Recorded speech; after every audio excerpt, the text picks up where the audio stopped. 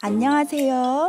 새싹이 파릇파릇한 봄에 왔다가 하늘이 높고 바람이 살랑살랑 부는 가을에 다시 찾아온 다와다와 정다와입니다. 벌써 유튜브로 인사드린 지 3번째 학기가 되었습니다. 요즘처럼 대면하지 않는 시대를 언컨택트 시대라고 하는데요. 언컨택트는 서로 단절하는 것이 아니라 계속 연결되기 위해 접촉의 방식을 바꾸는 것일 뿐 우리는 계속 연결되고 함께 살아가야 합니다. 그러면 우리가 본 시니어 대학과 계속 연결되기 위해서는 어떻게 해야 할까요? 네, 뭐라고요? 네, 맞습니다. 바로 온라인 시니어 대학을 적극적으로 시청하시고 프로그램을 집에서 함께 해주시면 됩니다. 자, 이제 시니어 대학과 커넥트 될 준비 되셨나요? 신나게 박수치며 열정적으로 찬양하신 후 김창일 목사님 말씀 듣고 지난 추석에 드신 떡처럼 든든하고 끈끈하게 커넥트 되는 느낌으로 본 시니어 가을 학기 2일차 시작하겠습니다.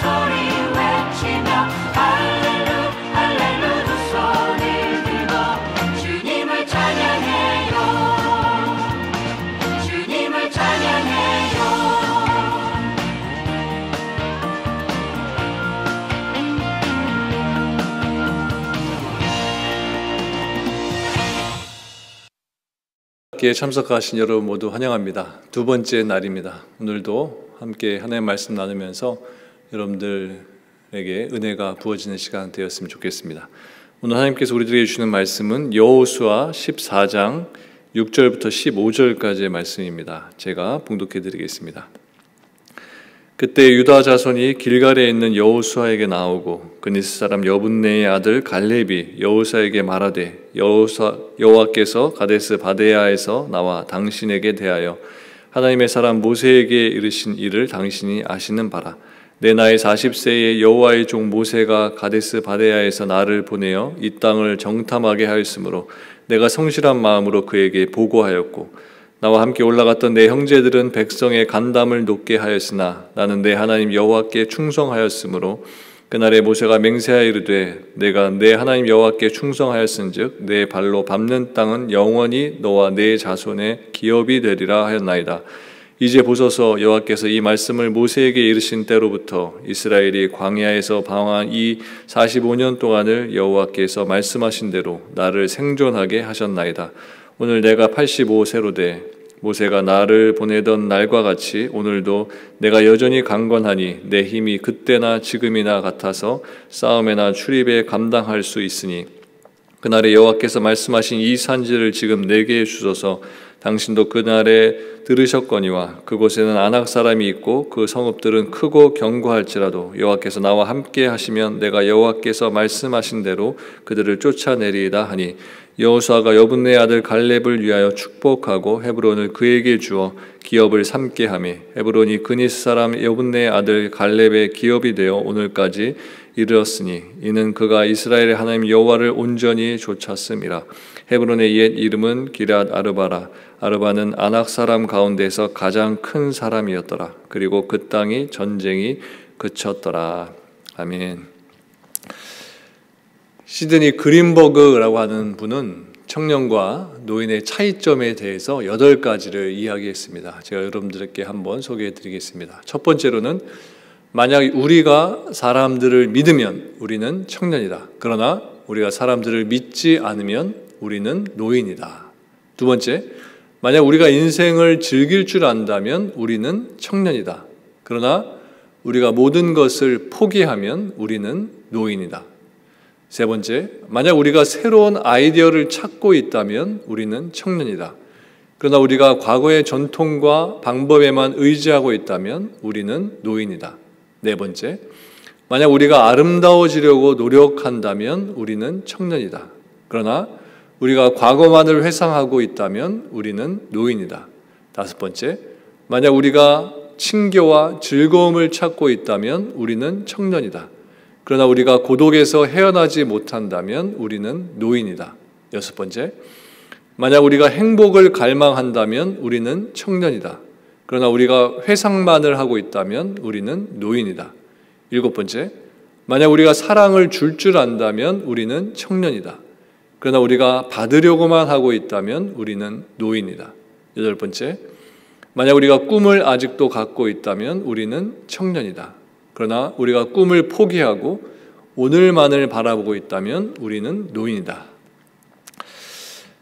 직장을 다니고 또 비즈니스를 하다가 때가 되면 다 은퇴를 하게 됩니다. 세상 일에는 시기적으로 조금 빠른 은퇴가 있고 조금 늦은 은퇴가 있긴 하지만 때가 되면 언젠가 다 은퇴를 하게 되는 것입니다. 이렇듯 세상의 일에 있어서는 다 은퇴를 하게 되지만 하나님의 일에 있어서는 은퇴라는 것은 없습니다. 이 말은 하나님의 일은 하나님께서 우리들을 부르시는 그날까지 해야 한다는 것을 말하는 것입니다. 우리들은 오늘 본문 속에서 한 젊은 노인을 볼 수 있는데 그 노인은 바로 갈렙입니다.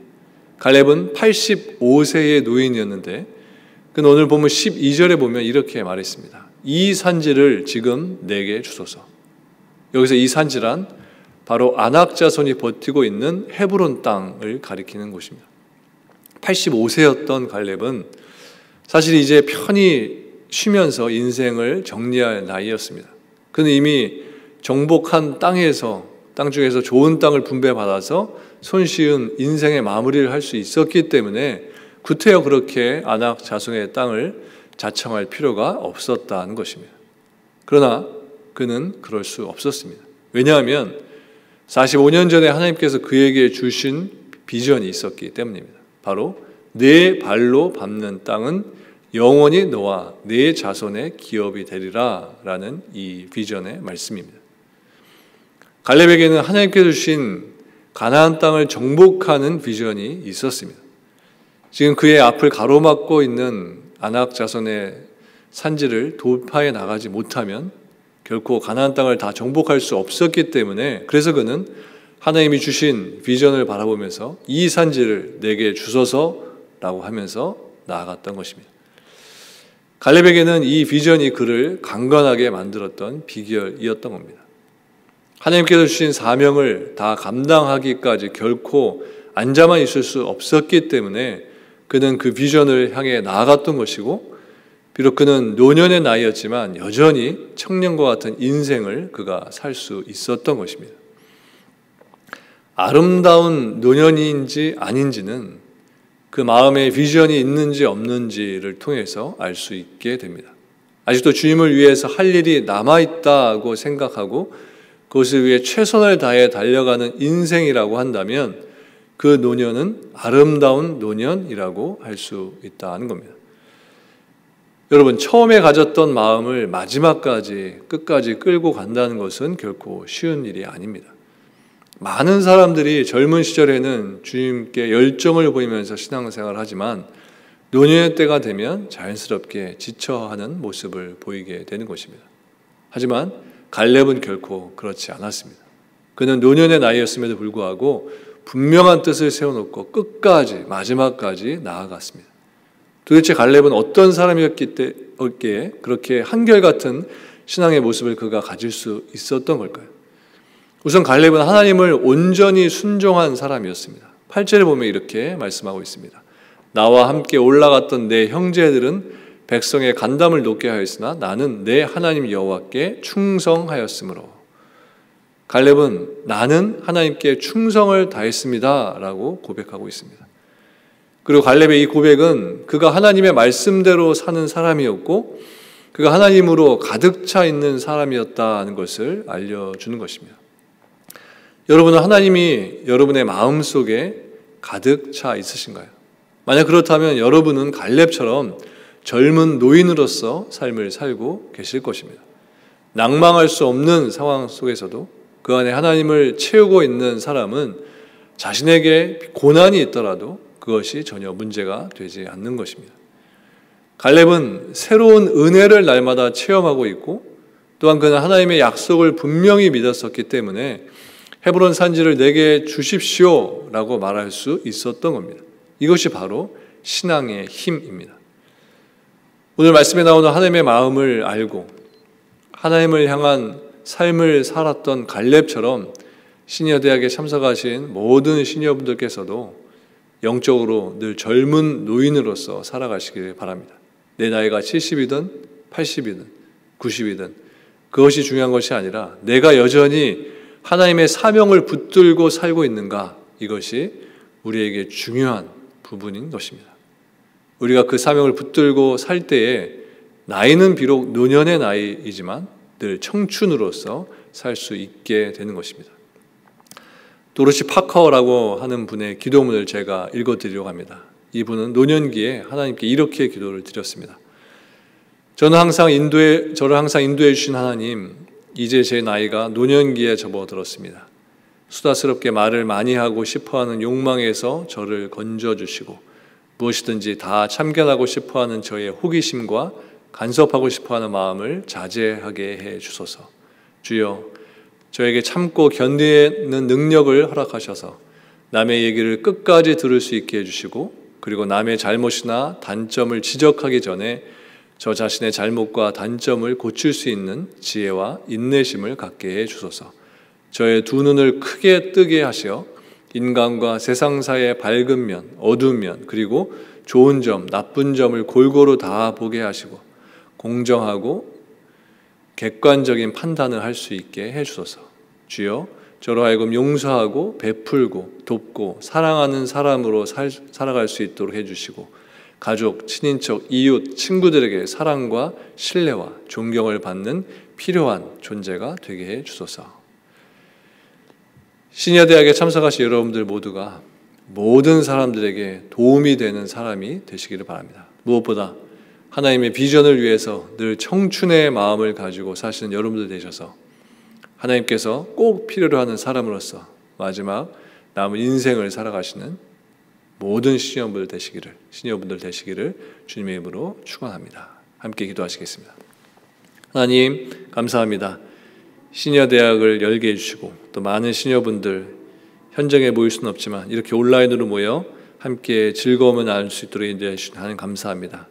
노년의 나이에 있지만 갈렙과 같이 젊은 노년으로서 늘 하나님이 주신 비전을 품게 하시고 주님을 향한 열정을 품게 하셔서 하나님께서 부르시는 그 날까지 그 열정과 비전을 품고 뜨거운 마음으로 뜨거운 심장으로 주님을 위해서 나아가며 주의 일을 행하는 모든 시니어분들 될 수 있도록 인도해 주옵소서. 감사를 드리며 예수님의 이름으로 기도합니다. 아멘. 뜨거운 찬양과 은혜로운 말씀으로 마음이 감사함으로 채워졌으니 이제는 귀와 몸을 따뜻하게 채워보겠습니다. 정천유 전도사님의 5분의 가야금 연주와 이정민 강사님의 건강체조 함께 하시겠습니다. 안녕하세요. 예소리 가야금 찬양단 박천유 전도사입니다. 정말 오랜만에 뵙습니다. 본한인교회 시니어대학에 오신 여러분들을 진심으로 환영합니다. 참으로 캄캄하고 어둡고 어려운 긴 세월을 지내고 있는 여러분들이 정말 몸과 마음이 강건하기를 진심으로 소원합니다. 오늘 우리 가야금 찬양단이 불러드릴 곡목은 첫 번째로 여러분들이 잘 아시는 복음서에 나오는 열처녀의 비유를 상징하는 열처녀를 찬양하겠습니다. 그리고 두 번째로는 아리랑 메들리로 밀양 아리랑, 진도 아리랑 두 곡을 연속해서 들려드리겠습니다. 감사합니다.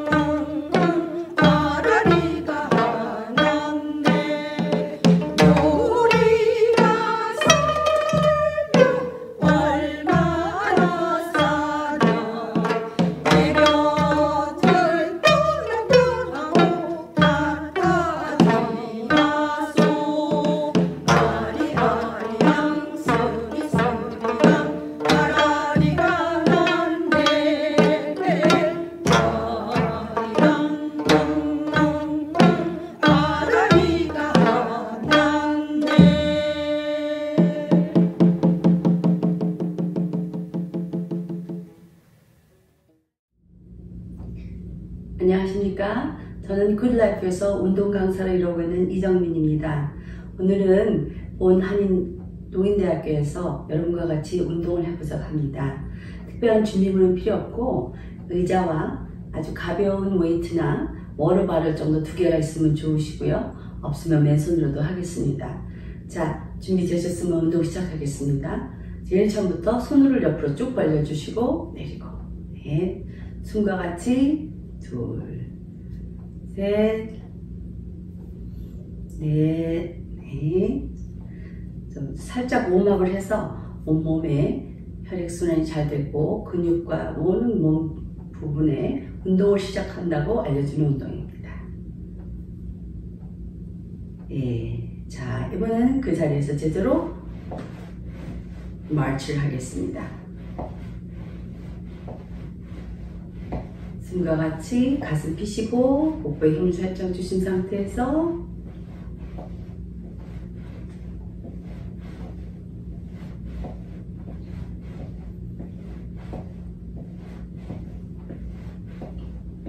자, 이번에는 손을 옆으로 벌려서 마치 날아가듯이 어깨에 힘 빼시고 손팔과 손목과 모든 곳에 힘을 빼신 상태에서 그냥 살짝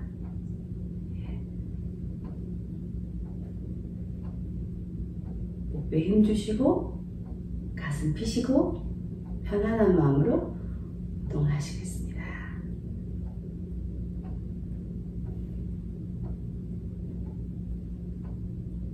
자, 어깨를 피시고요. 이제 살짝 온몸이 됐으니까 워터바럴이나 라이트 웨이트를 가져오시면 되겠습니다. 자, 이 웨이트 자체에서 편안한 상태에서 살짝 아래로 내려놓으시고요. 배꼽과 가슴이 이렇게 포워드 되게 하고 손을 뒤로 이렇게 잡아드리겠습니다. 네.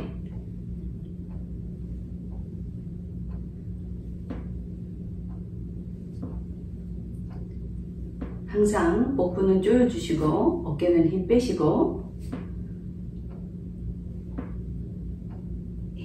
그 자리에 돌아와서 다시 손을 위로 올리겠습니다.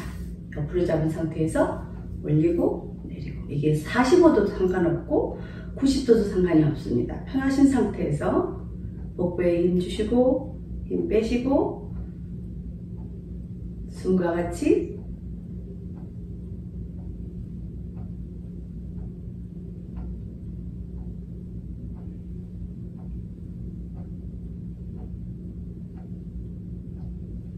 자, 이번에는 무게를 넓적다리에 올려놓으시고 오른발, 왼발을 번갈아 가면서 한 번씩 이렇게 올려보겠습니다. 네. 올리고 내리고. 네, 중요한 거는 올리고 내릴 때마다 이 넓적다리를 꼭 조여주시면 좋겠습니다. 네.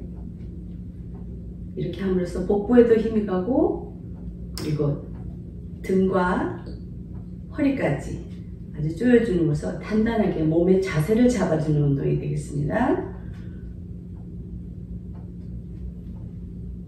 예. 예. 자, 이번에는 이 손 잡은 상태에서 이 손 등이 앞으로 나오게 해서 이걸 살짝 이렇게 올리겠습니다. 가슴을 쭉 조이지 마시고 어깨는 편안한 상태에서 숨과 같이 내리고 올리고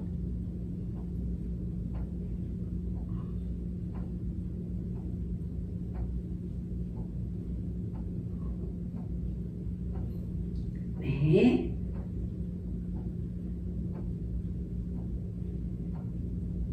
네, 잘하셨습니다. 이번에는 오른쪽 다리를 한번 쭉 펴시고요.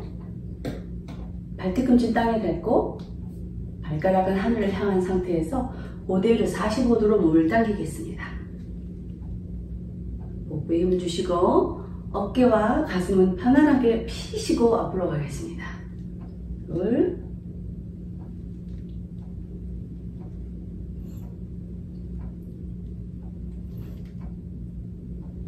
두 번만 더. 자, 이제 다리를 바꿔보죠. 숨 쉬고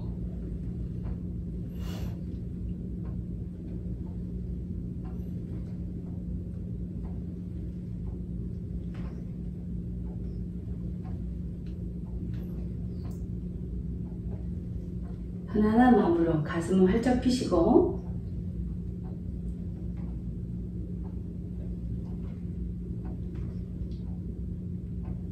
한 번 더.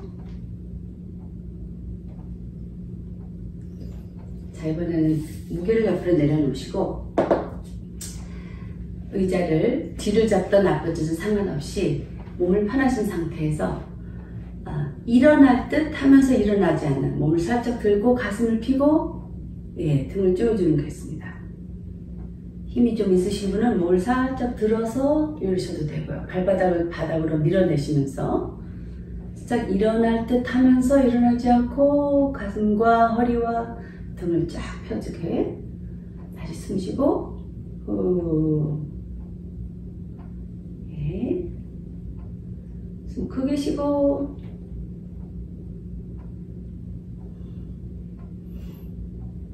아주 간단하고 쉬운 운동 같지만 매일매일 한 20분 정도 여러분이 몸에게 이렇게 투자를 하시면 아주 건강한 몸을 유지하실 수 있을 것입니다. 이제 한 번 더 살짝 들으며 들어가듯이 어깨를 좀 풀어주시고요. 자, 이번에는 오른쪽 다리를 왼쪽 위에 올려놓으신 상태에서 이것이 불편하시면 그냥 이렇게 내려놓으셔도 이렇게 살짝 이렇게 꼬우셔도 됩니다. 그래서 가슴 펴시고 이 오른쪽 손을 오른발에 살짝 놓으시는 상태에서 가슴을 쭉 펴고 올려서 다시 한번 45도로 몸을 이렇게 당겨 보겠습니다. 그러면 느끼시는 데가 있죠? 이 등과 힙과 뒤쪽으로 이렇게 다리까지 쭉 펴지는 느낌이 있습니다. 편안하게 숨을 내쉬고 돌아오세요. 다시 한번 반대쪽으로 왼쪽 발 무릎을 살짝 눌러주고 가슴 펴고 숨과 같이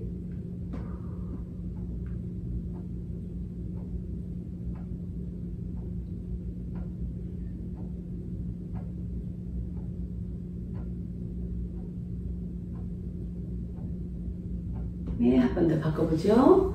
오른쪽 숨과 같이 내쉬면서 살짝 힙을 앞으로 당겨주시고 이럴 때 등이 쫙 펴지게 등이 굽어지지 않고 등을 일자로 펴신 상태에서 몸무게를 살짝 힙 쪽으로 밀어주시면 되겠습니다.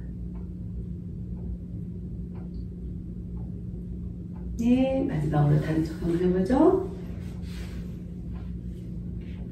가슴 펴고 숨쉬어 같이 후.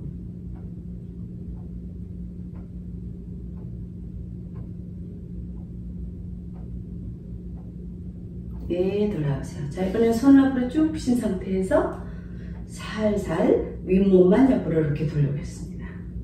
돌아오시고요. 또 반대로. 그래서 아랫몸은 그대로 있는 상태에서 돌아오시고 한 번 더.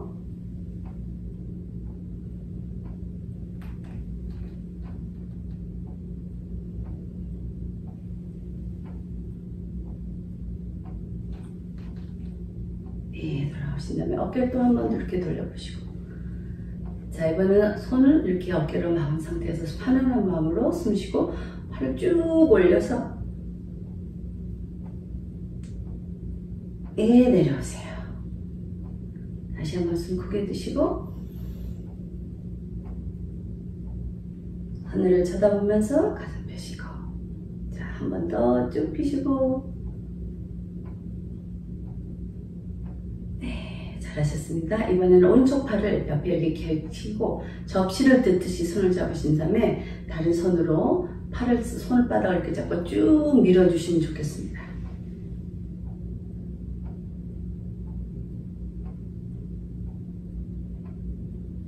돌아오시고요. 반대편 접시를 잡은 상태에서 손을 쭉 펴고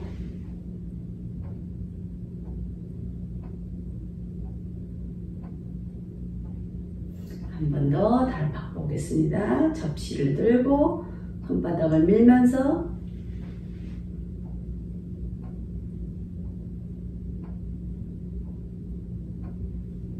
돌아오시고 반대편 엘보를 완전히 가슴 옆으로 꺾이신 상태에서 손가락을 당기며 쭉 펴주세요.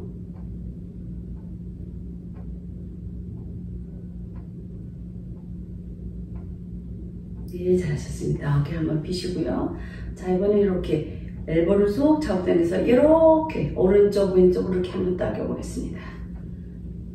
젠틀하게 뚝뚝 소리도 나죠? 자,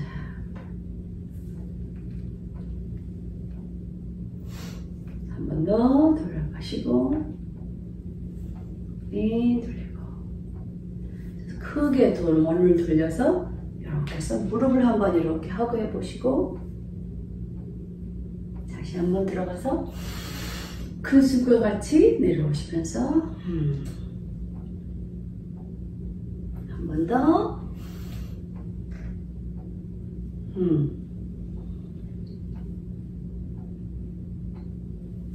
돌아오십시오. 나 어깨 펴시고 가슴을 앞으로 한번 당겨보고 그 자리에서 손을 펴신 다음부터 고개를 살짝 오른쪽으로 돌려보겠습니다.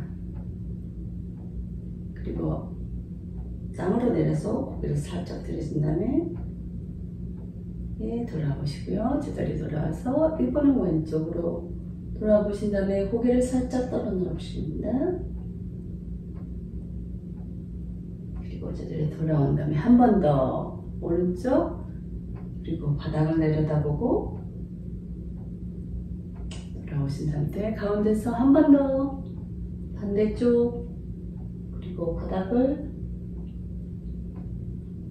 잘하셨습니다. 어깨 한번 펴시고요. 손 한번 쭉 펴셔서 한번 이렇게 편안하고 숨과 같이 크게 돌리시고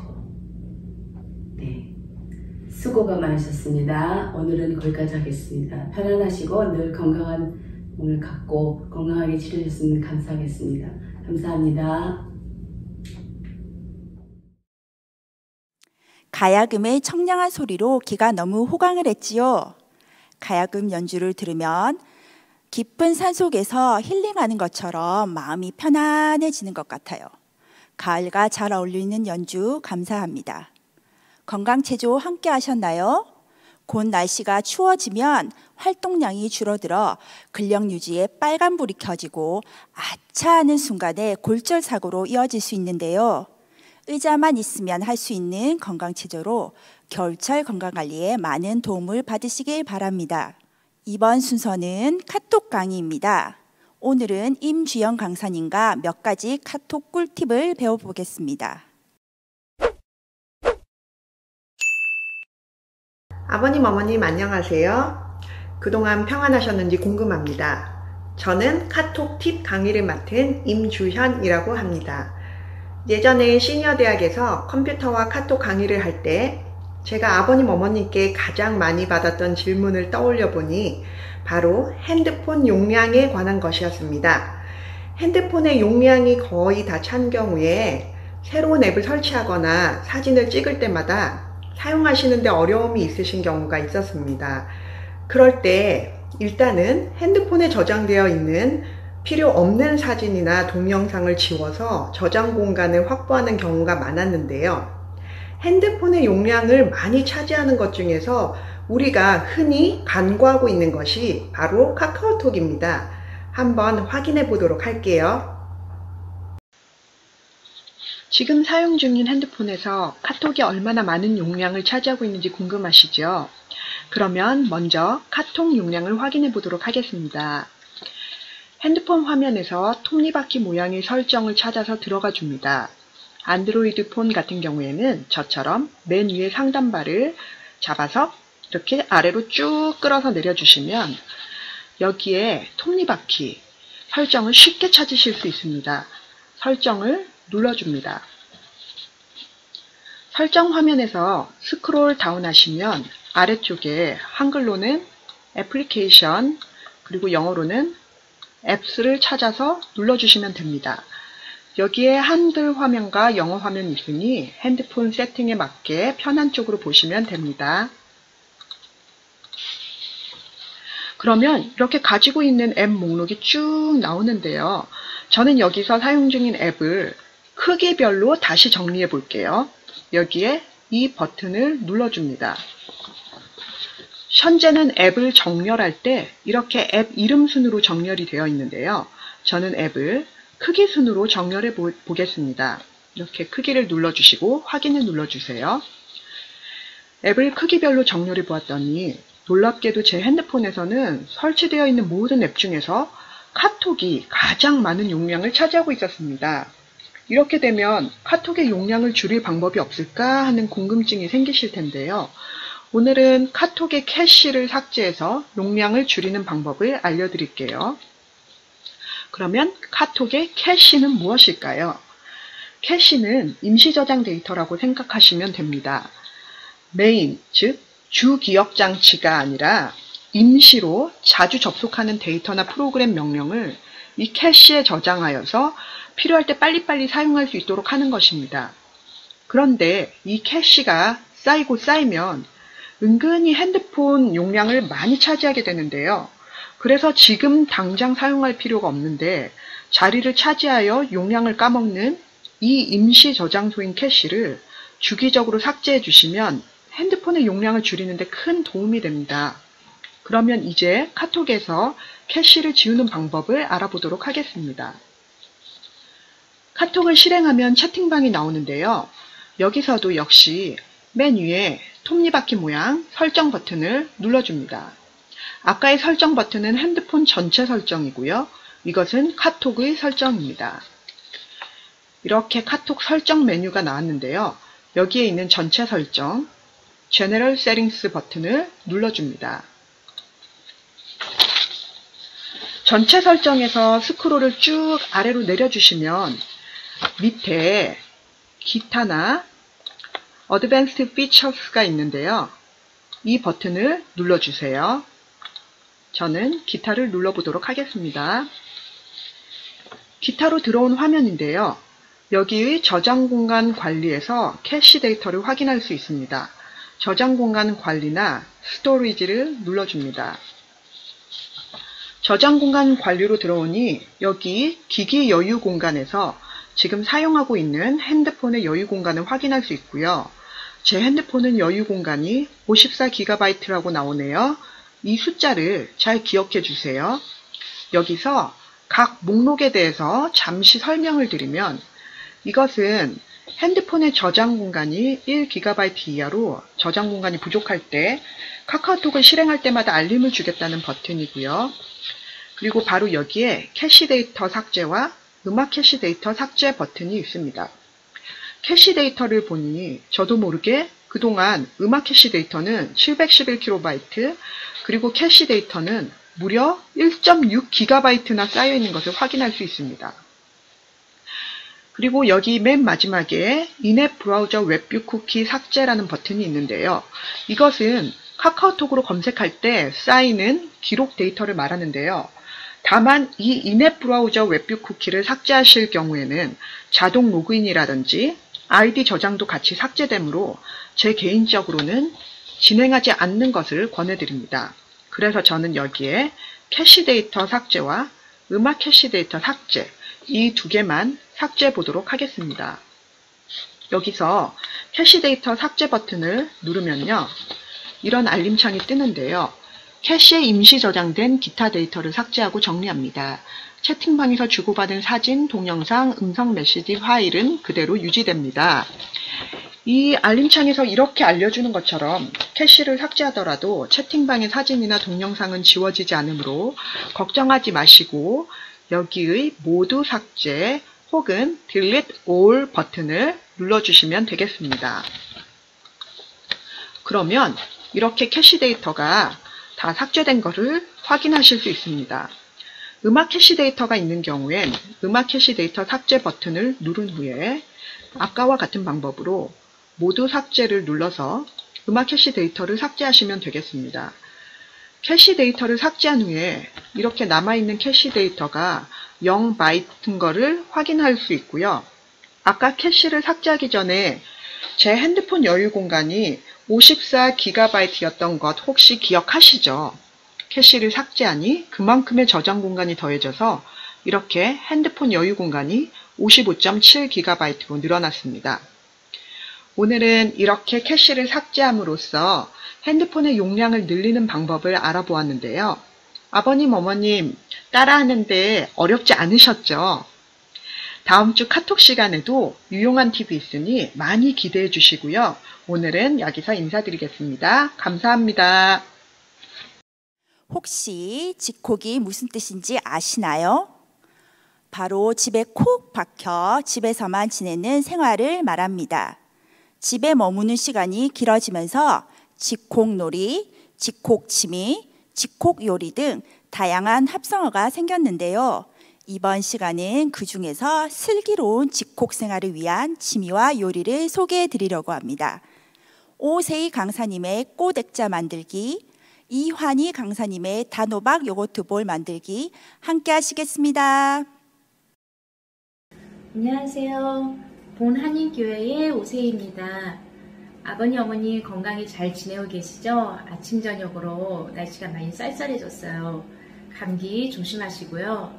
이번 본 시니어 대학 가을학기에서 저는 이 띠지를 이용해서 이런 꽃을 만들어 보겠습니다. 많이 부족하지만 예쁘게 봐주세요. 감사합니다.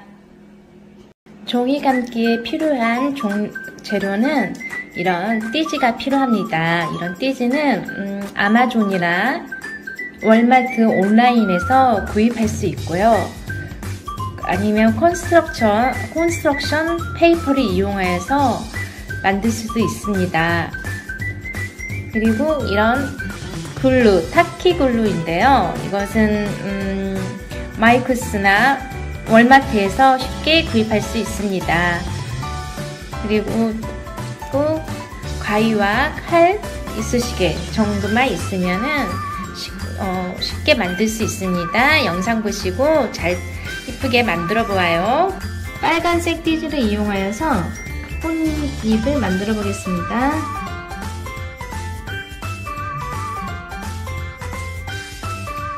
띠지를 동그랗게 감아주면 됩니다.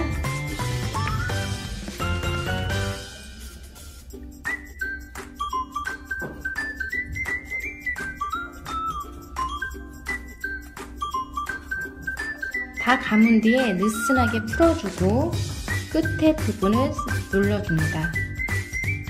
그럼 이런 모양이 나옵니다. 끝부분에 살짝 글루를 발라주고 이 끝에 부분을 눌러서 홈 모양을 만들어줍니다.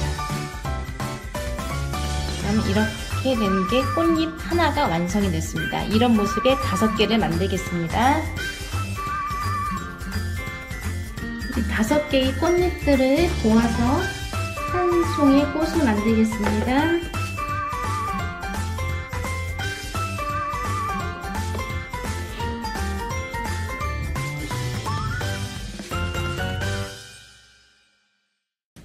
노란 띠지로 이용해서 꽃의 심지를 만들겠습니다.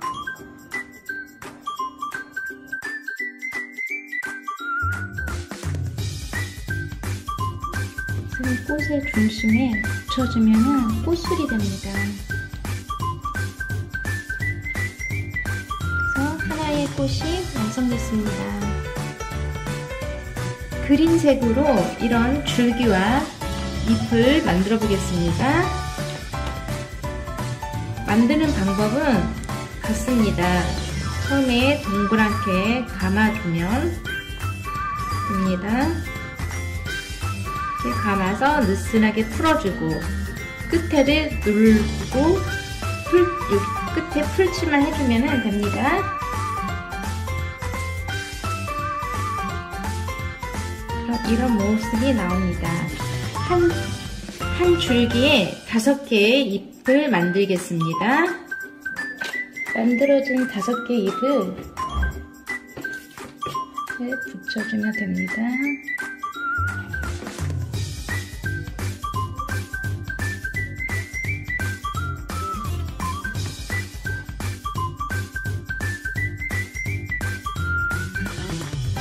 이쑤시개를 이용해가지고 줄기의 한 부분을 만들어 보겠습니다.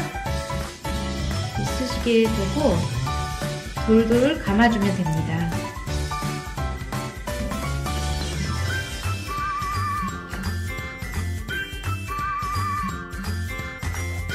그다음에 이쑤시개를 빼주면 이런 모양이 나옵니다. 이런 모양을 2개 만들어 보겠습니다.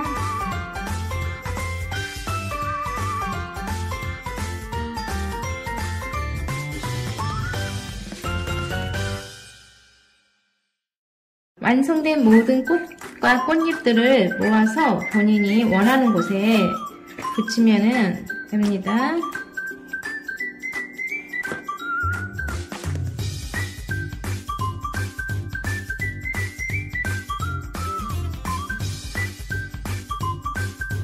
모든 꽃들을 원하는 위치에 붙여주면 완성입니다.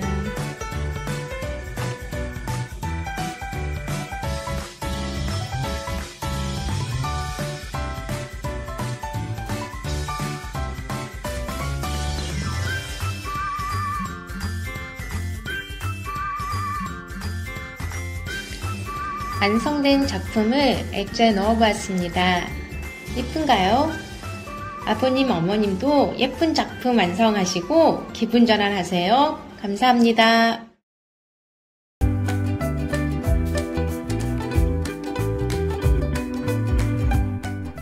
시니어대학 어머님, 아버님 안녕하세요. 저는 믿음마을 7촌 이환희입니다. 직접 만나 뵙지는 못하지만 SNS를 통해서라도 안부를 전합니다. 금방 끝날 줄만 알았던 코로나 속에서 추석을 2회나 보냈지만 그래도 서로의 안전과 건강함을 감사하며 지내는 하루하루 되셨으면 좋겠습니다. 오늘 제가 할 요리는 단호박 요거트볼입니다. 오늘의 재료는 단호박 작은 거 하나, 그릭 요거트, 베리 종류 과일, 너트, 햄프시드, 메이플 시럽입니다. 단호박을 깨끗이 씻어줍니다. 단호박은 전자레인지에 간편하게 쪘습니다. 크기에 따라서 다르겠지만 제가 산 호박은 아주 작은 사이즈라 5분 돌렸습니다.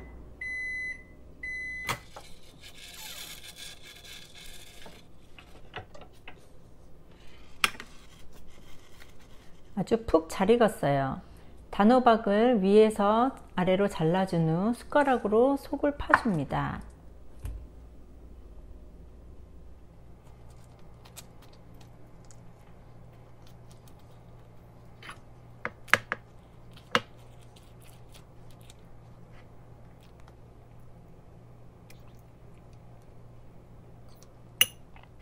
속을 파진 단호박에 그릭 요거트를 채웠어요.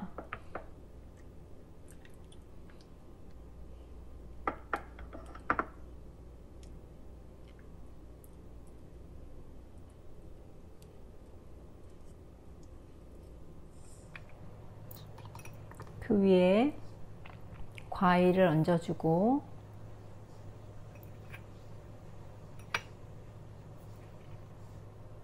너트를 넣었고요.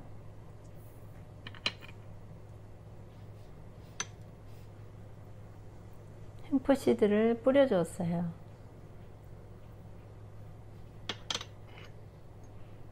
마지막에 그 위에다가 메이플 시럽으로 장식했습니다. 드디어 완성되었습니다. 너무 간단하죠?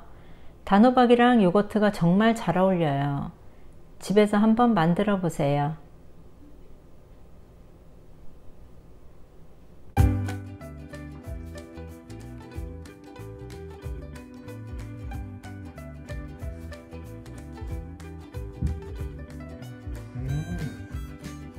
맛있다. 이거 간식으로 딱이네. 종이에서 꽃으로 변신해 액자에 탁 들어가 인테리어 효과까지 주는 꽃 액자 집에도 걸어두시고 몇 개 만들어 가족이나 친구분들에게 선물하셔도 좋을 것 같습니다. 본 시니어 대학에서 선보인 요리들은 다 맛있다는 후기를 들었는데요. 오늘 만든 단호박 요거트볼도 맛과 영양 그리고 색감까지 2마리 아니 3마리 토끼를 잡을 수 있는 요리였습니다. 유명 브런치 레스토랑에서 볼 수 있는 메뉴를 지콕 레스토랑에서 맛보세요. 아침 식사용으로도 간식용으로도 좋을 것 같습니다. 이번 순서는 지콕 생활을 알차게 채워줄 강의 시간입니다. 집안에 오랜 시간 같이 있으면서 발생하면 안 되지만 발생할 수 있는 가정폭력에 대해 박성민 경찰님의 강의가 있겠습니다. 이어서 건강교실 조현욱 거만이 편 노인성 눈건강 강의도 함께 해주세요. 네, 안녕하세요. 박성민이라고 합니다.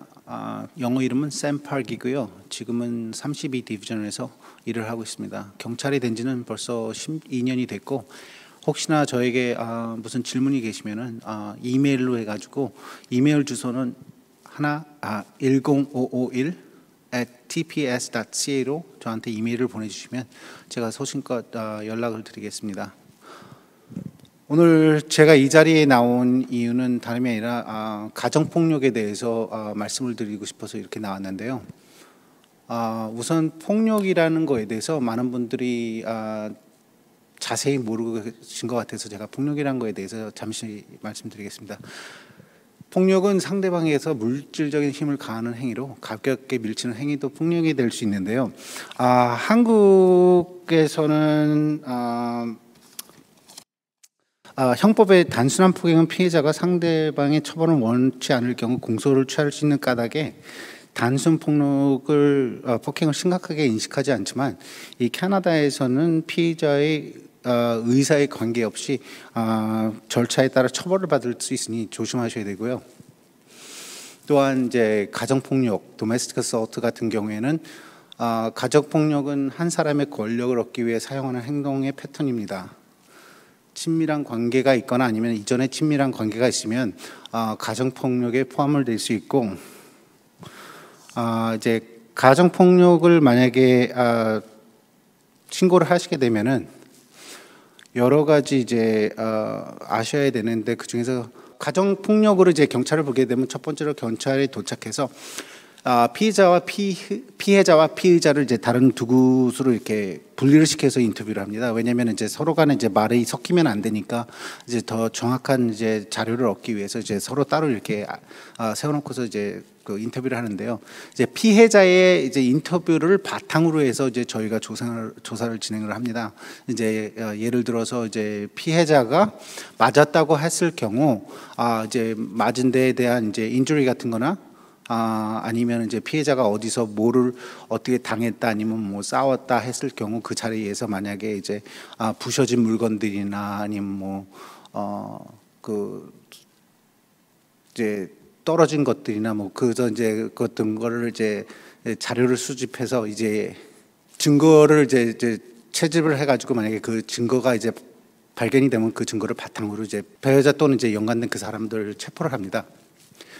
한국에서는 가정 폭력이 있더라도 이제 피해자와 피해자의 이제 그 서로의 합의를 한다면 이제 경찰로서 이제 연행을 하지는 않지만 이 캐나다에서는 폭력이 일어나면 특히나 가정 폭력이 일어나면 이제 서로와의 의지와는 상관없이 이제 피해자와 피해자의 상관없이 무조건으로 이제 피의자를 체포하고 이제 조사가 이루어져요. 그리고 증거가 발견이 되면 증거를 바탕으로 배우자 또는 연관된 사람을 체포를 합니다.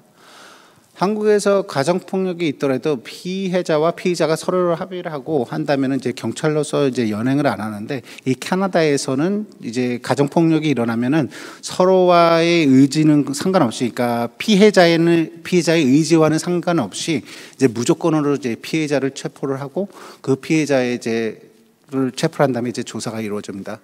여기서 피해자가 연행이 될 경우 어르신들께서 고려해야 하는 부분들이 있어요. 첫 번째는 우선 내가 누군지에 대해서 이제 보여줄 이제 아이디가 필요합니다. 그러니까 여기서 PR 카드나 아니면은 패스포트나 아니면은 뭐 드라이버 라이센스 같은 것들이 이제 아이디의 종류이고요.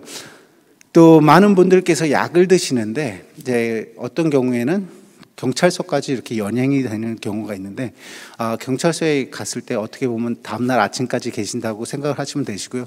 그럴 때는 이제 약을 드실 때 그러니까 아침, 점심, 저녁 그 약을 드실 때 그 드시는 약을 항상 챙기시는 게 바람직하다고 생각합니다. 또 연행이 되셔서 이제 다시 풀려나오는 경우가 이제 세 가지로 크게 나눌 수가 있어요. 첫 번째는 폼 10으로 그 자리에서 풀려나올 수 있고, 두 번째는 폼 10.4로 해가지고 경찰서에 가서 형사한테 조사를 받은 후 다시 그다음 풀려나올 수가 있습니다. 그다음 마지막으로는 쇼커스라고 해서 법정에서 풀려나오는 겁니다. 그러니까 폼 10은 예를 들어서 이제 이 나오는 풀려나올 수 있는 이 모든 거는 이제 그분의 어떤 옛날에 갖고 있는 이제 그 재질이나 얼마큼 심한 도메스틱 그게 있느냐에 따라서 이제 폼 10 아니면 폼 10.4 아니면 쇼커스라고 되는데요. 이제 예전에 크리미널 레코드가 있거나 아니면 계속 이런 일들이 있었던 경우에는 이제 스테이션까지 가가지고 이제 형사들한테 조사를 받는 경우가 많고요. 만약에 이게 잘못으로 해서 첫 번째 이렇거나 아니면 또 다시 이런 일이 있지 않을 거라는 저희들이 이제 가정이 이렇게 저희들이 이렇게 생각이 되면은 그때는 저희가 그 자리에서 폼 10으로 해서 이제 내보내 줄 수가 있어요. 근데 여기서 나오실 그 풀려 나오실 때는 항상 컨디션이 붙습니다. 예를 들어서 이제 그 피해자와의 접근 금지, 그러니까 연락 금지 등등 있고, 그리고 풀어 나오시더라도 단 한 번 집으로 물건을 가지러 돌아가실 수 있는데 그때 2명의 경찰이 항상 동행이 됩니다. 그리고 변호사를 선임하는 걸 추천을 드리고요. 그리고 만약에 이제 나오실 때 예를 들어서 다시 전화를 하는 경우가 종종 있는데요. 그때는 또 다른 죄질이 이렇게 포함이 됩니다. Fail to comply라고 그래서 그것도 굉장히 큰 charge인데 그걸 받으시지 않으니까 만약에 무슨 일이 있어서 꼭 그 배우자한테 다시 연락을 해야 된다고 생각이 되시면은 변호사를 통해서 그 변호사를 통해서 그 배우자한테 그걸 하시는 게 괜찮습니다. 그리고 저의 경험으로 인해서 제가 지금 영화구 핀치 근처에서 일하는 걸로 해서 많은 한국 분들을 지금 제가 한국 분들을 많이 이렇게 만나는데요. 그 중에서 이제 도메스틱 어소트로 해가지고 굉장히 많이 만나시는데 그리고 만약에 가정 폭력으로 해가지고 경찰을 이렇게 출동을 했을 때 만약에 그 한 분이 이렇게 체포를 되시면요, 또 저희가 경찰로서 해야 되는 부분이 하나 있어요.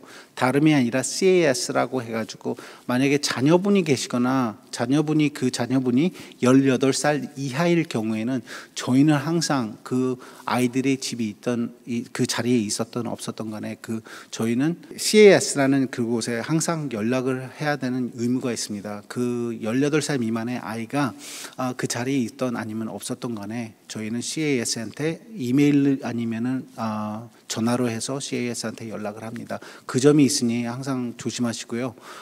그리고 가정 폭력을 만약에 당하실 경우 만약에 가정 폭력을 당하실 경우 911로 빨리 전화를 하시는 게 가장 현명하시고요.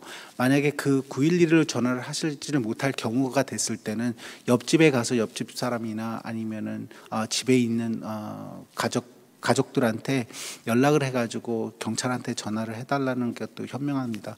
가장 중요한 거는 당신의 세이프티가 가장 중요하고요. 이제 피해를 당하는 분들의 세이프티가 가장 중요한 거니까요.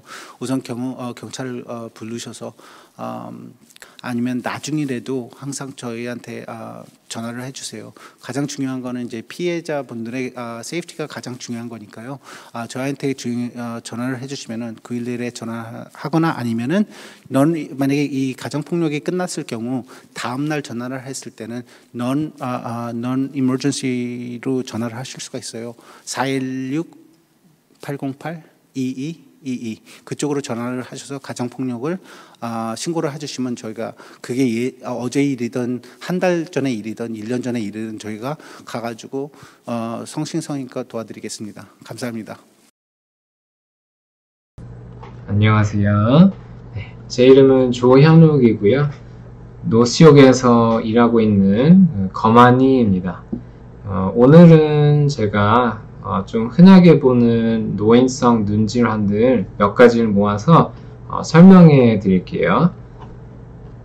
자, 물론 거만이 생각하시면 물론 도수나 시력 변화 이런 거 생각하시죠. 물론 대부분의 시력 변화는 정상적이에요. 그래서 근시, 원시, 난시, 또 노안 이렇게 좀 종류가 많은데 안경으로 교정이 가능하고요. 그리고 노쇠화 때문에 시력이 변화되는 거는 물론 좀 비정상이죠. 그래서 나이가 먹을수록 눈질환이 생길 가능성이 높아져요. 그래서 물론 정기적으로 눈검사가 필요합니다. 이 녹내장이라는 건 물론 다 아마 들어보셨을 거예요. 그만큼 좀 흔한 병인데 녹내장이라는 거는 눈의 안에 안압이 높아서 시간이 지나면서 이 눈의 뒤에 있는 여기 시신경이 얇아지는 거예요. 여기 보시면은 이렇게 동그라미 테두리가 시신경 두께가 얇아지면 이렇게 오른쪽 사진처럼 변하는데요. 이 중요한 거는 초기에 치료하면은 그 말기에 오는 시력 손실을 예방할 수 있습니다. 대부분들은 만성 녹내장인데 어떤 뜻이냐면요, 좀 천천히 몇 년을 걸쳐서 진행이 된다는 종류인데요. 급성 녹내장도 드물지만 있으시긴 하세요.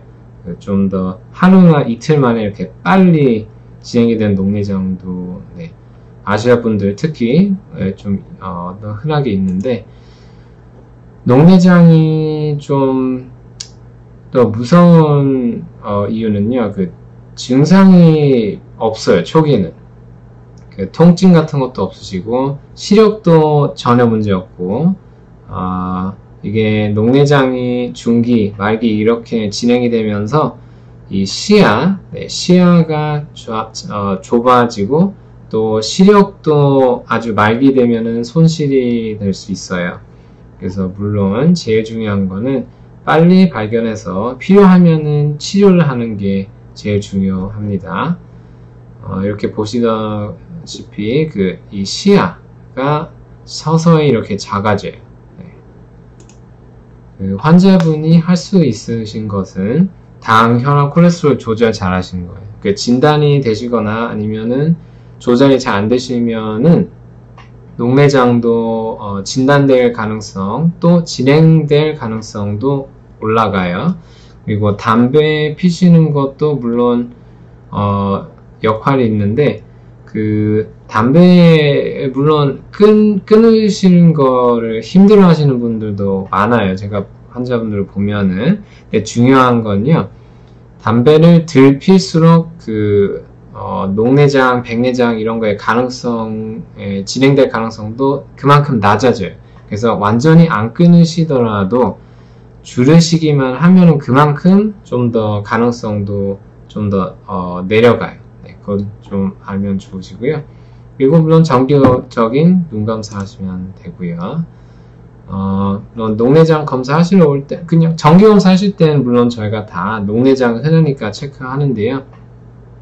저희는 시신경을 보고 또 동공 확장약, 그것도 아실 거예요. 눈검사 하실 때 약을 넣으면 좀 따가운 거, 그리고 눈이 좀 부시게 되는 거 아시죠? 그렇게 해야지 시신경 같은 것도 좀 뚜렷하게 볼 수 있거든요. 그리고 치료에 대한 건요, 안약이 필요하시면은 안약을 써서 안압을 내리는 건데요. 물론 안약을 매일 쓰는 게 불편하신 분은 레이저 치료 이렇게 하셔도 되는데, 물론 제일 중요한 거는 치료하기도 전에 빨리 발견해서 레이저 치료로 안약을 안 쓰게 하실 수도 있어요. 두 번째 좀 흔하게 보는 거는 결막하 출혈. 이거는 사실 이것도 한 일주일에도 몇 번을 볼 수 있어요. 아주 흔해서 보기에는 좀 무서운데, 사실은 치료를 안 해도 혼자 없어지는 증상이라고 생각하시면 돼요. 원인은 많은데요. 심하게 기침을 하시던지 아니면 알레르기가 심해서 좀 눈을 세게 비비셨다든지 아니면 어떤 약 드시면은 더 많이 나타날 수 있고 당, 고혈압 이유는 많은데요. 좀 제가 보여드리는 이유는 좀 이거 좀 보기에 무서워서 좀 빨리 이렇게 걱정하시고 오시는 분들이 있는데 물론 눈 검사는 체크는 하셔야 돼요. 이렇게 출혈이 앞에 있으면은 눈의 뒤에 출혈 없는 것도 확인하셔야 되는데 근데 아무튼 편하게 오세요. 마음을 편하게 하시고 이렇게 뭐 통증이나 뭐 잘 안 보이거나 그런 증상이 없으면은 아주 급하게 봐야 되는 그런 증상은 아니에요. 자, 이제 이 황반변성 이것도 좀 흔하게 들어보셨을 건데요. 황반변성이란 거는 눈의 뒤에 있는 황반이라는 구조가 시간이 지나면서 색깔이 변하고 이렇게 좀 울퉁불퉁하게 달라지는 건데요. 황반이라는 구조는 그 카메라랑 비교를 하자면은 카메라의 필름이에요. 카메라의 필름에 물론 이렇게 울퉁불퉁하게 되고 좀 투명하지 않게 변하면은 물론 이미지가 잘 안 보이겠죠. 비슷하게 황반변성은 눈의 뒤에 망막에 변하는 그 증상을 얘기하는 건데요. 위험부담은 제일 큰 위험부담은 나이예요. 그래서 시간이 지날수록 가능성이 좀 더 올라가고요. 담배를 피신 분, 특히 오래 피신 분은 좋지가 않고요. 그리고 그 유전에도 아주 강한 그 위험부담이 될 수 있어요. 많은 눈질환처럼 초기에는 시력도 정상이고요. 통증 이런 것도 없고 가만히 눈 검사 하실 때 저희가 발견할 수 있는 거고요. 물론 중기, 말기 이렇게 되면은 시력이 떨어져요. 특히 빳빳한 선 같은 게 이렇게 좀 꾸불꾸불하게 보일 수도 있고요. 그래서 물론 빨리 진단하는 게 제일 중요하죠. 여기 보이신 것처럼 정상 시력은 잘 보이고 황반 변성이 어느 정도 있으면 여기 중간에 그 녹내장은 제가 아까 얘기해 드린 것처럼 시야가 좀 이렇게 어두워지는데 황반 변성에 대한 거는 중간에서부터 바뀌게 돼요. 네. 이것은 그 황반 변성을 좀 더 변하는 거를 집에서 볼 수 있는 방법인데요. 제가 황반 변성 있으신 분을 볼 때는 특히 진행될 가능성이 큰 분들은 제가 이거를 드려요. Amsler Grid이라고 하는데 이걸 드리면은 이거를 냉장고 같은 데다가 딱 붙여 놓으시고 일주일에 그냥 한두 번씩만 보고 이렇게 하나씩 보셔서 다 있는 선들이 꾸불꾸불한 거 안 보이시면 좋고요. 그리고 변함이 없는 거를 체크하시면 돼요. 물론 변함이 좀 보이시면은 눈 검사를 다시 하셔야 되는데요. 그 거만히 보시는 분한테 여쭤보시면은 더 자세히 얘기될 수 있을 거예요. 그 Amsler Grid라고 하는 거고요. 그리고 환자분들이 할 수 있는 것은 제일 중요한 거는 건강한 식생활이에요. 특히 초록색 야채에는 그 루테인이라는 거 아마 들어보셨을 건데 루테인이라는 성분이 아주 많아요. 그래서 뭐 시금치, 브로콜리, 그런데 초록색 제가 한국말이 좀 불편해서 그런데 죄송한데 초록색 야채를 많이 드시면 돼요. 그리고 그 담배 피신 것도 제가 아까 얘기한 것처럼 덜 필수록 가능성이 좀 더 내려가요. 네. 그리고 자외선 차단하는 것도 중요하고요. 선글라스를 좀 더 꾸준히 쓰시고 그리고 모자 이렇게 쓰시면 돼요. 눈 검사 하시러 오셨을 때 저희는 물론 동공 확장약을 하시고요.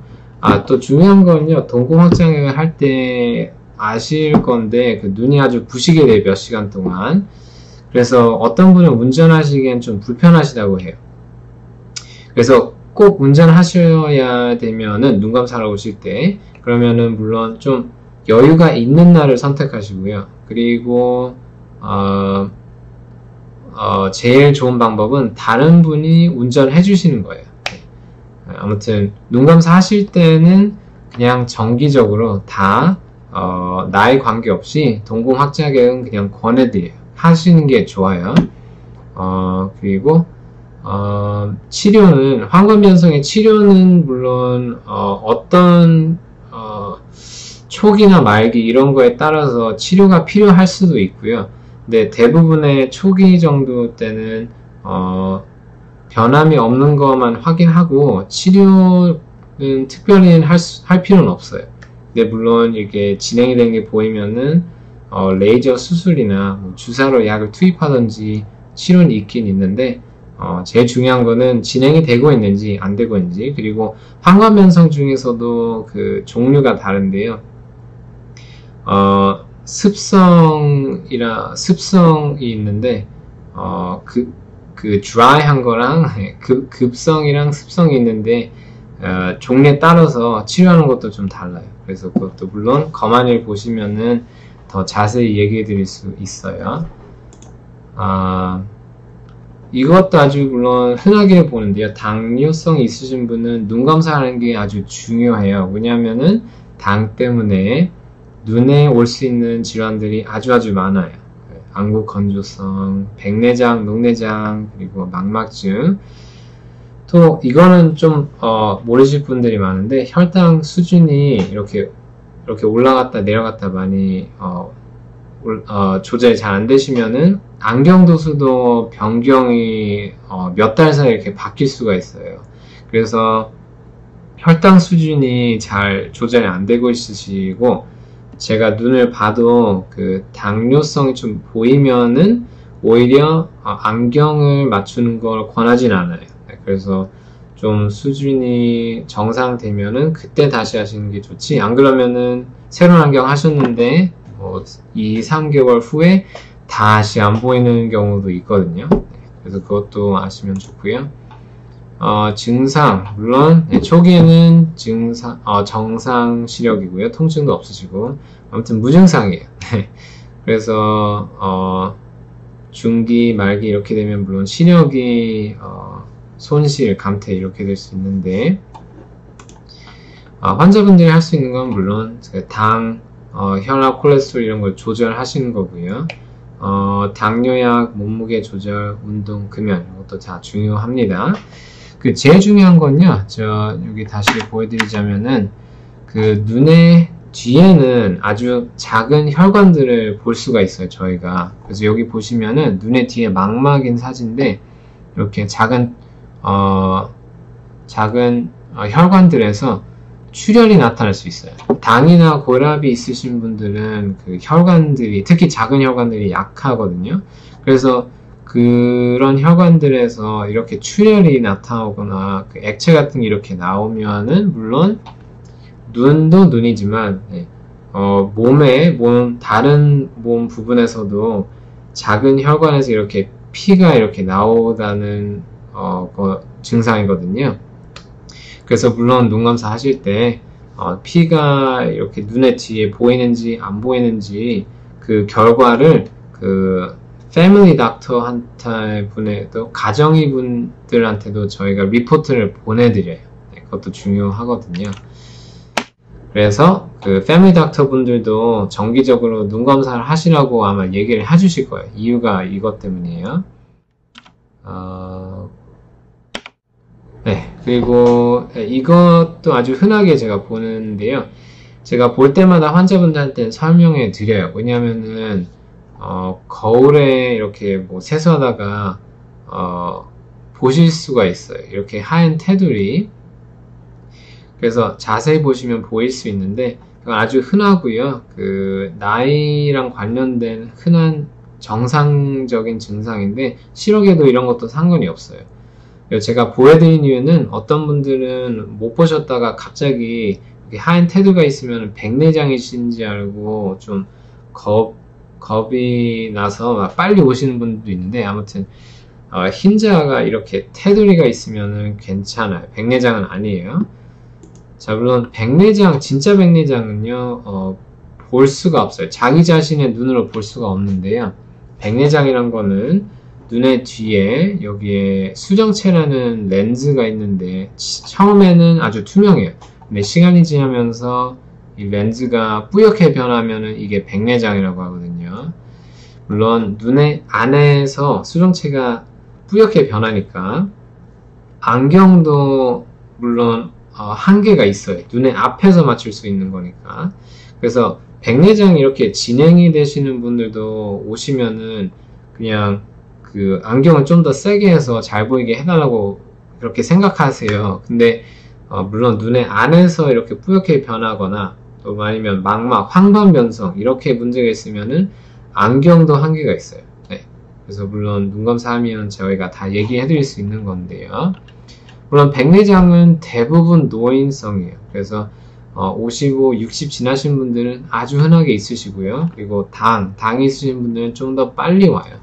좀 더 빨리 진행이 되고.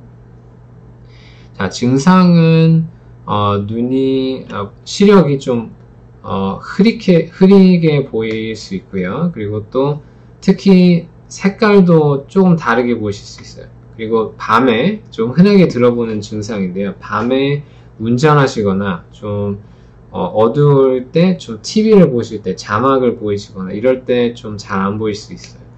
그래서 그 시력도 중요하지만 밤에 뭐 운전하시거나 생활할 때 불편하시면은 저한테 얘기해 주시면은 이제 뭐 수술 이런 걸 저희가 다 약속을 잡아드릴 수 있는 건데, 좀 물론 수술을 미룰 수 있는 방법은요, 건강한 식생활. 네, 왜냐면 뭐 당이나 고혈압이 진단되시면은 백내장 좀 더 빨리 올 수 있어요. 그리고 담배도 안 피시는 것도 아주 중요해요. 담배를 오래 피시면은 백내장도 빨리 올 수 있는데요. 특히 백내장도 종류가 몇 가지가 있어요. 근데 그 중에서 담배랑 관련이 제일 센 백내장이 아주 빨리 바뀌거든요. 네, 그래서 그것도 주의하시고, 자외선 차단도 중요합니다. 그래서 모자랑 선글라스 많이 끼시면 돼요. 그리고 눈 검사 하실 때 저희가 보면은 수정체가 어느 정도 변했는지 볼 수 있고요. 물론 동공 확장액이 필요해요. 그리고 백내장에 대한 건요, 제가 보기에는 아주 말기 이렇게 너무 기다리면 좋지가 않아요. 언젠가는 백내장은 대부분 수술하셔야 돼요. 네, 언젠가는 하셔야 되는데, 왜냐면 시간이 지나면서 계속 악화가 돼요. 근데 초기나 중기 정도 될 때는 제가 디스커션을 좀 얘기를 많이 해요. 왜냐면은 똑같은 백내장이 있어도 어떤 분은 전혀 생활에 문제 없다고 하시고, 또 다른 분은 똑같은 백내장이 있는데 너무 불편하시다고 하세요. 네. 운전도 못하겠고, 밤에도 운전 못하겠고, 또 생활할 때도 불편하시다. 그래서 초기나 중기 정도 되면은 그 생활에 어떤 문제가 있으신지, 그리고 어떤 일을 하시는지 이런 거에 따라서 수술을 언제 해야 되는지 좀 정확히 얘기를 해드릴 수가 있거든요. 그래서 그것도 눈 검사 하실 때 꼭 얘기해 주시면은 저희가 더 자세히 얘기해 드릴 수 있어요. 자, 그리고 이제 마지막은 그 안구 건조성인데요. 이것도 아주 흔한 눈 질환에서 이것도 아주 느껴보셨을 거예요. 아주 흔하니까. 위험부담은 나이, 아시아분, 그리고 담배, 수술, 또 어떤 눈 수술 상관없이요. 눈 수술하신 분은 좀 더 건조성이 좀 심하게 느껴지세요. 예를 들면은 백내장 아주 흔하게 수술하시잖아요. 백내장 수술하시거나 뭐 레이식 수술, 그 도수를 고치는 레이저 수술 이런 거 수술하시면 특히 건조성이 아주 흔해요. 증상은 아주 많고요. 네, 흐림, 눈부심, 시력 감퇴, 아니면 눈이 빨갛게 될 수 있고요. 눈이 점액 같은 게 나올 수도 있고, 이렇게 핀 같은 것처럼 따가운 통증, 아니면 가렵거나 눈 감으면은 좀 더 편하신 느낌, 그리고 눈물이 더 날 수도 있어요. 네, 눈물이 불편해서 눈이 건조하면은 눈이 불편해서 오히려 더 눈물이 나올 수 있는데요. 그것도 안구 건조증 증상, 많은 증상 중에 하나예요. 네. 그리고 특히 책, 요즘은 컴퓨터, 뭐, 텔레비전 많이 쓰시죠. 그래서 그런 것도 위험 부담이 되거든요. 자, 치료는 첫 번째 치료는 대부분 인공눈물인데요. 인공눈물도 물론 다 똑같지는 않아요. 네, 그래서 제가 몇 가지 여기 보여드린 건데 하이로라는 것도 좋고요. Sustain, Refresh, Blink 이런 거는 좀 흔한 브랜드인데 특히 쉽게 얘기하자면요. 인공눈물 중에서도 방부제가 없는 거랑 방부제가 있는 게 있어요. 그래서 그걸 체크하시고 물론 방부제가 없는 게 제일 좋아요. 그리고 권하지 않는 거는 바이신이나 클리어 아이즈 이런 것도 흔하게 아주 흔하게 쓰시는데 이런 인공눈물은 오버 더 카운터에서 쉽게 그 프리스크립션 없이 사실 수 있는 건데도 눈에는 좋지가 않아요. 왜냐하면은 바이신 이런 거에 빨간 눈을 없애준다 이렇게 써 있으면은 빨간 눈을 없애주는 성분이 들어가는데 그 성분이 특히 오래 보면은 좋지가 않아요. 눈이 더 빨개지거든요. 쓸수록 더 빨개져요. 네, 그래서 이런 브랜드는 쓰지 마세요. 물론 다른 연고도 좋고요. 오메가3도 많이 드시면은 안구 건조성에 아주 좋아요. 네, 이제 결론은요. 네, 물론 노인성의 눈질환은 아주 흔하고요. 그리고 초기에는 정상 시렵고 통증도 없고요. 그리고 무증상이에요. 초기에는. 그래서 물론 제일 중요한 것은 정기적인 눈 검사가 필요합니다. 네, 네 이제 여기로 이제 세미나는 끝이고요. 제가 보여드린 거는 제가 일하는 곳의 정보인데 아마 들어보셨을 거예요. 민창기 거만이 분이시라고 아주 오랫동안 토론토에서 일하신 분인데 제가 같이 여기에서 일하고 있고요. 그리고 네, 지금까지 들어주셔서 네, 아주 감사합니다. 오늘 준비한 모든 순서를 다 마쳤습니다. 중요한 광고가 있어 알려드리겠습니다. 10월 12일 주일날 시니어 만남의 자리에 우리 은혜마을 어머니 아버님을 초대합니다. 1부 예배 후 간단한 다가와 푸짐한 선물을 준비할 예정이며 총모임도 함께 할 것이니 많은 분들 참석하시길 바랍니다. 10월 10일 1부 예배 후입니다. 잊지 마세요. 제가 오늘 시작하면서 말씀드린 언컨택트 기억하시나요? 언컨택트 시대는 접촉의 방식을 바꾸는 것일 뿐 우리는 계속 연결되고 있다고 말씀드렸는데요. 저희 본 시니어팀은 할 수 있는 상황 안에서 최선의 방법으로 아버님, 어머님과 함께 할 것입니다. 우리 어머니, 아버님들도 카톡이나 온라인 시니어 대학으로 계속 함께 해주세요. 우리 어머니, 아버님이 계셔서 늘 힘이 됩니다. 저희도 힘이 되길 바라며 다음 주는 스페셜 MC와 함께 더 활기차고 다양한 프로그램으로 찾아뵙겠습니다. 다음 주에 봬요. 안녕.